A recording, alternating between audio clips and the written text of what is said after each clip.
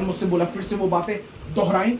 तो मैंने बोला कि कई बार क्या होता है, बच्चे डरते हैं, भागते हैं, जब कोई मारता है तो वो दौड़ के अपनी माँ के पास जाते हैं, माँ के आंचल में छुप जाते हैं। लेकिन अगर माँ मारे तो वो कहाँ जाएंगे? लेकिन एक बात, मजेदार बात बता, हमारी माँ थोड़ी देर के लिए हमारी ताड़ना कर सकती है, हमारा बाप थोड़ी देर के लिए हमारी ताड़ना कर सकता है, लेकिन स्वर्ग का पिता ऐसा दया करने वाला है।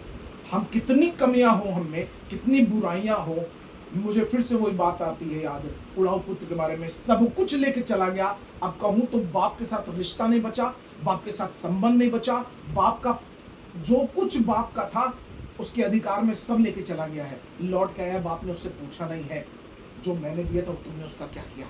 उसने कहा मेरे बेटे तुम्हारा स्वागत है, ये लो मेरी अंगूठी, ये लो मेरी चप्पल, ये लो मेरे कपड़े, और मेरे बेटे के लिए फिर से वापस से सब कुछ करो।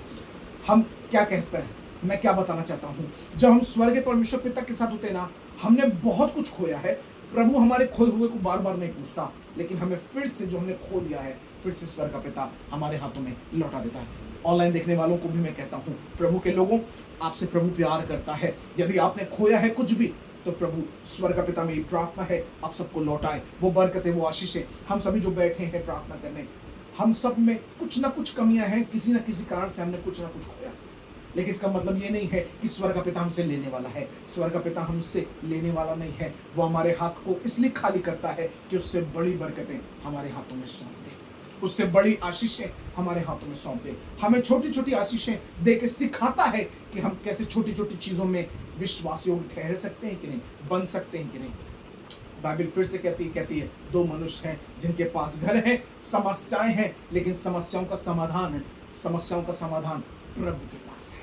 जो प्रभु के पास जाएगा उसके लिए बाढ़ आए, आंधी आए, वो घर और वो लोग सुरक्षित और आशीषित होंगे। लेकिन जिस घर में प्रार्थना नहीं है, जिस घर में उपवास नहीं है, जिस घर में स्वर्ग के पिता की संगति नहीं है, जिस घर में प्रभु का आनंद नहीं है, जिस घर में लोग एक दूसरे से बात नहीं करते, एक दूसरे के साथ समय नहीं बिताते, वहां पे समस्या क्या है? वहां पे समस्या ये है कि प्रार्थना न होने के कारण समस्याओं में लोग पड़े रहते हैं।